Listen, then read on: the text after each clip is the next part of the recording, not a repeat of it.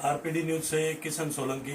हम अभी पहुंचे हैं ग्राम पंचायत नवतला और पंचायत समिति है पाटौदी और जिला बाड़मेर, जिसके नवनिर्वाचित सरपंच है अशरफ अली। उनके जो पिताजी है प्रतिनिधि पुराने राजनेता है अबू खान जी, वो हमारे साथ है।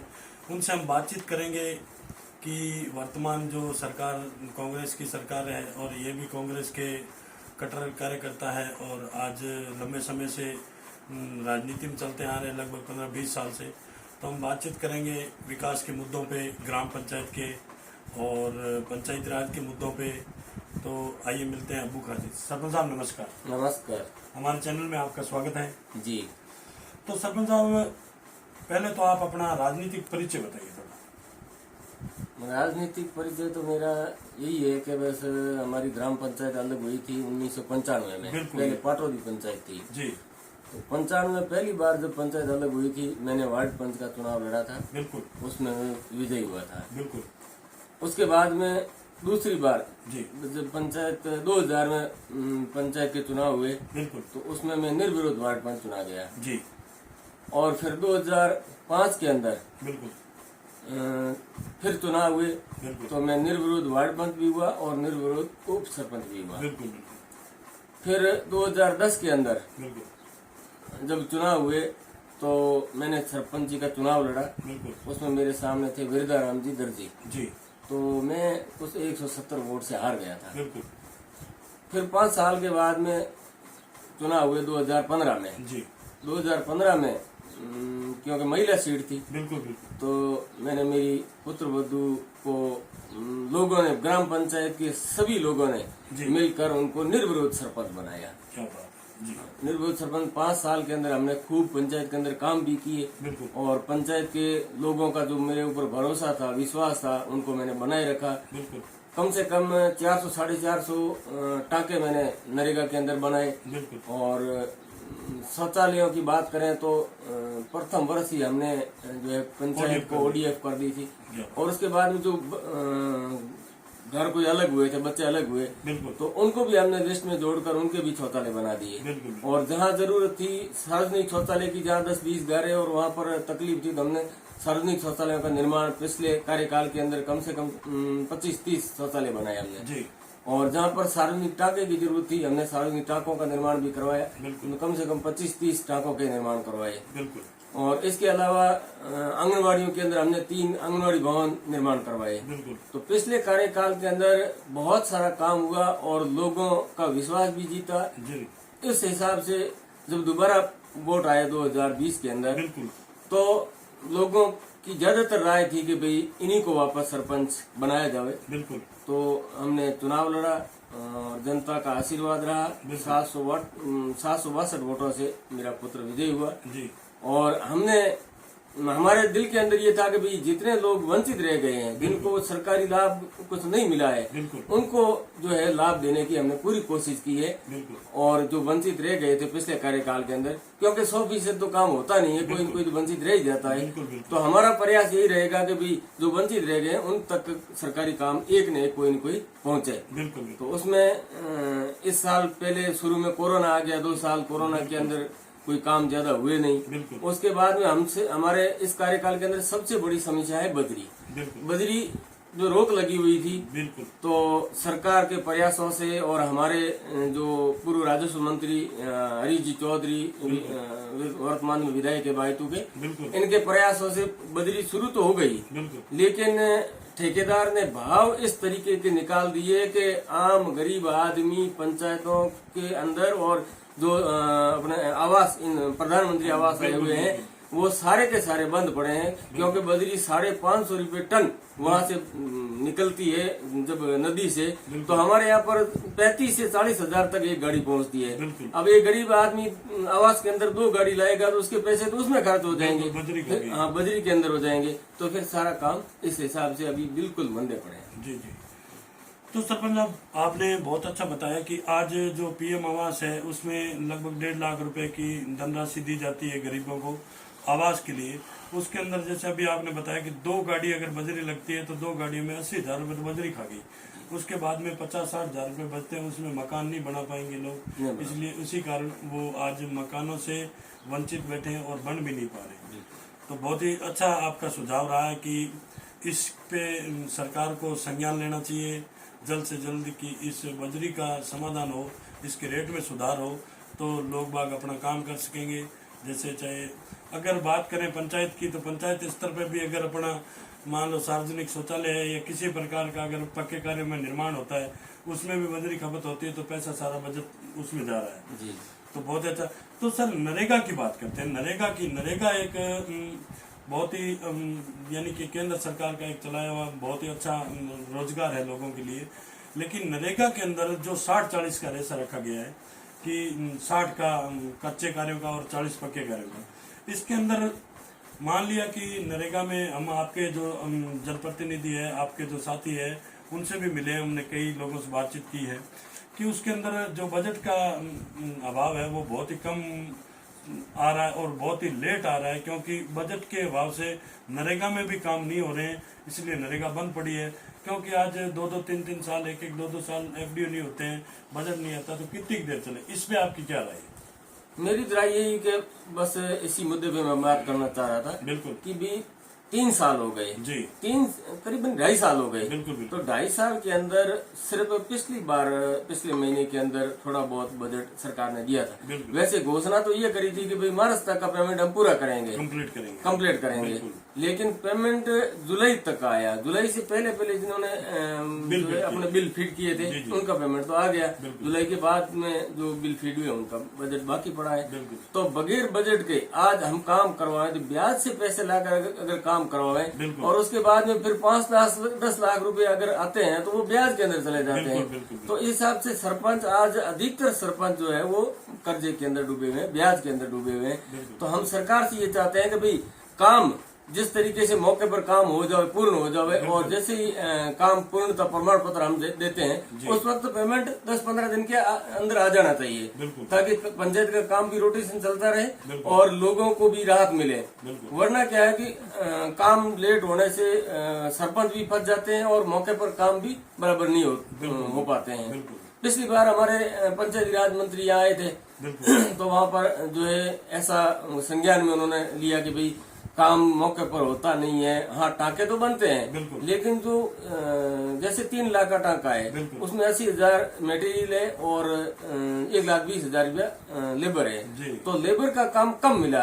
तो उस पर मंत्री जी ने कहा कि भाई ऐसे कामों को बंद कर देना चाहिए कि भाई मौके पर काम नहीं है। हमारे यहाँ पर जैसलमेर बाड़मेर के अंदर दोहरा धरती है, लोग खाई खोदते हैं तो आंधी शुरू होते ही वो खाया बुरी जाती है। तो इस हिसाब से उनके जो है वो, क्योंकि दक्षिण के रहने वाले हैं, उनके वहाँ पर जो है जमीनें दूसरी तरीके की है, बाड़मेर जैसलमेर में दूसरे तरीके की, तो यहाँ पर आंधी से सारा काम चौपट हो जाता है। तो इस हिसाब से काम टाँके ही है। मैं बाड़मेर जैसलमेर के अंदर अगर टाँके बंद कर दिए जाए तो फिर न तो नाड़ियां काम की है और ग्रेवल सड़कें भी ज्यादा का दोहरा धरती है काम की नहीं है। इस हिसाब से टाँके ही जो है वो असल नरेगा के अंदर काम हमें इसके जरिए से लोगों को रोजगार मिलता है। तो हम ये चाहते हैं कि भी टाँके ज्यादा से ज्यादा सैंक्शन करें सरकार।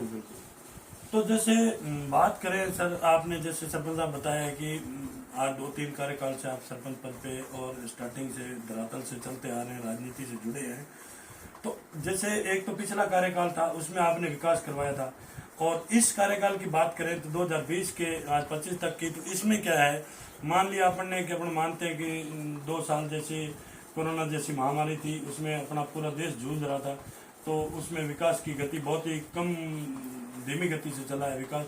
तो अब वर्तमान में क्या कंडीशन है? वर्तमान में आपको विकास करवाने में कैसी बाधाएं आ रही है? क्या विकास हो रहा है? क्या बजट आ रहा है समय पे? सरकार द्वारा जो किस्त आती है SFC, FFC की, RD का जो बजट आ रहा है, तो वो क्या समय पे आ रहा है?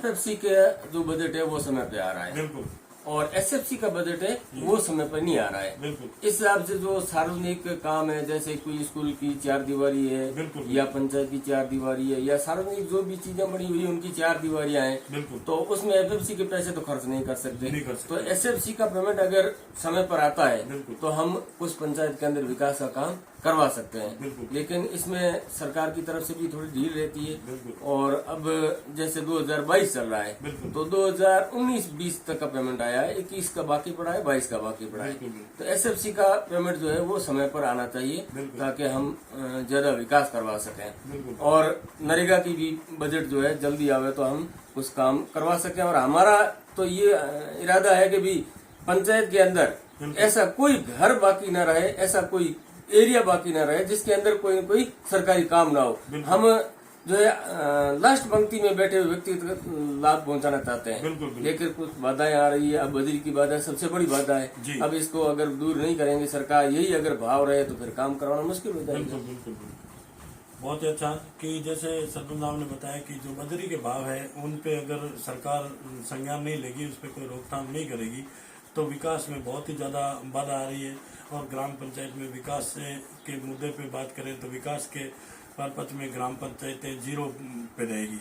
तो जैसे बात करते हैं सरपंच साहब राजनीति की, राजनीति में आज एक सियासत चल रही है बहुत ही बड़ी कि मुख्यमंत्री जी है अशोक गहलोत जी और इधर सचिन पायलट जी है, तो ये है एक बहुत ही बड़ा सियासत चल रहा है। इसके बारे में आपकी क्या राय है?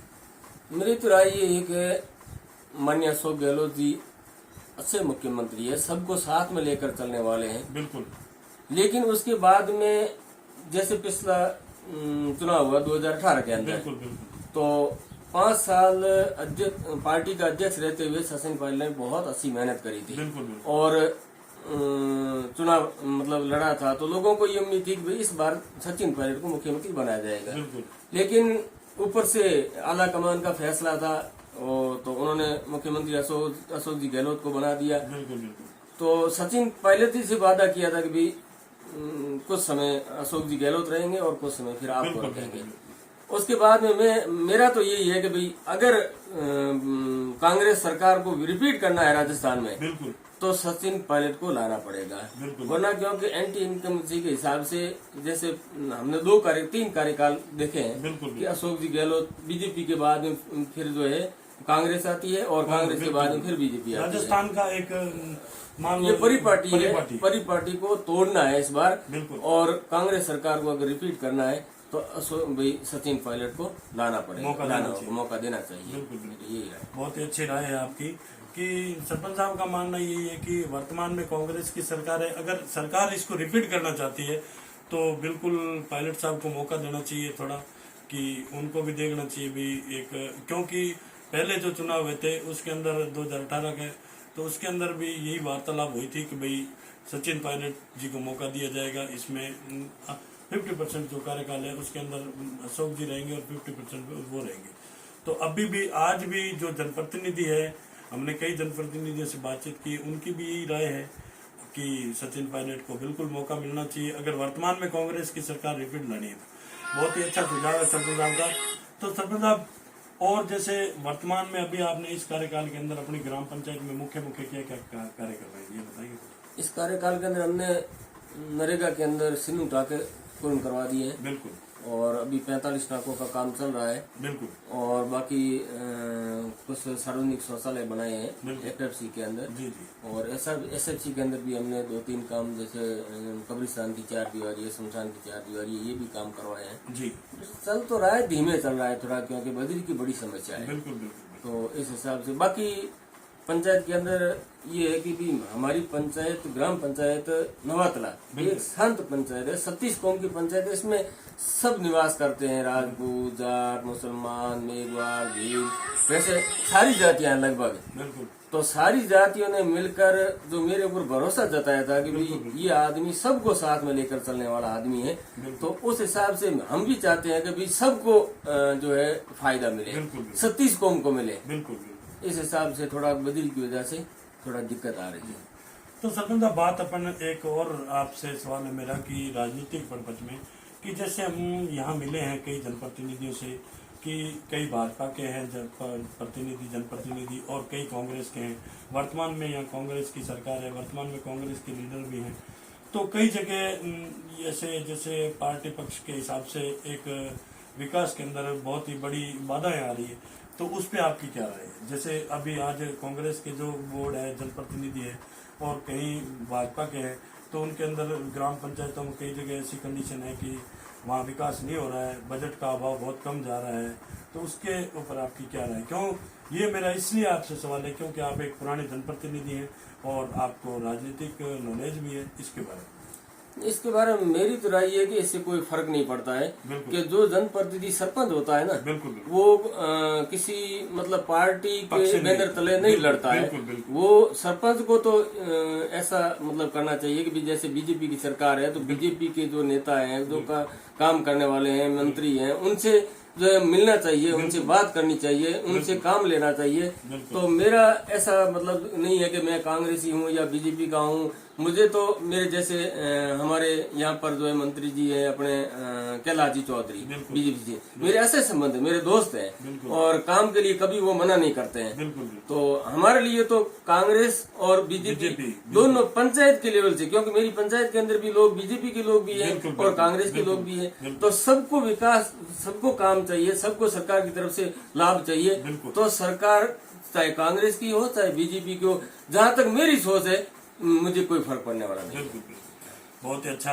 तो सरपंच आप बात करें, अभी एक अपने बहुत ही बड़ा उत्सव है कि जैसे अभी नवरात्रे चल रहे हैं और आगे दीपावली भी आ रही है, तो नवरात्रों के पावन अवसर पर आप अपनी जनता की ग्राम पंचायत, आपकी जो 36 कौम जो आपकी ग्राम पंचायत में रह रही है, तो उनको आप अपनी तरफ से क्या संदेश देना चाहिए? मैं तो यही संदेश देना चाहता हूँ कि ग्राम पंचायत ने जो मेरे ऊपर भरोसा किया है, विश्वास जताया है, मैं 100% उस विश्वास को नहीं टूटने दूंगा और उस भरोसे को नहीं टूटने दूंगा, क्योंकि विश्वास और भरोसा दो चीजें एक ऐसी है कि जब टूट जाती है ना तो उसकी आवाज नहीं आती है, लेकिन दर्द बहुत होता है। इसलिए मैं जनता का विश्वास पर खरा उतरने की पूरी कोशिश करूंगा। बहुत ही अच्छा। ये थी हमारी खास मुलाकात सरपंच प्रतिनिधि अब्बू खान जी से। तो आरपीडी न्यूज के अंदर जो इन्होंने हमें समय दिया उसके लिए बहुत बहुत धन्यवाद सर आपका। थैंक यू, धन्यवाद।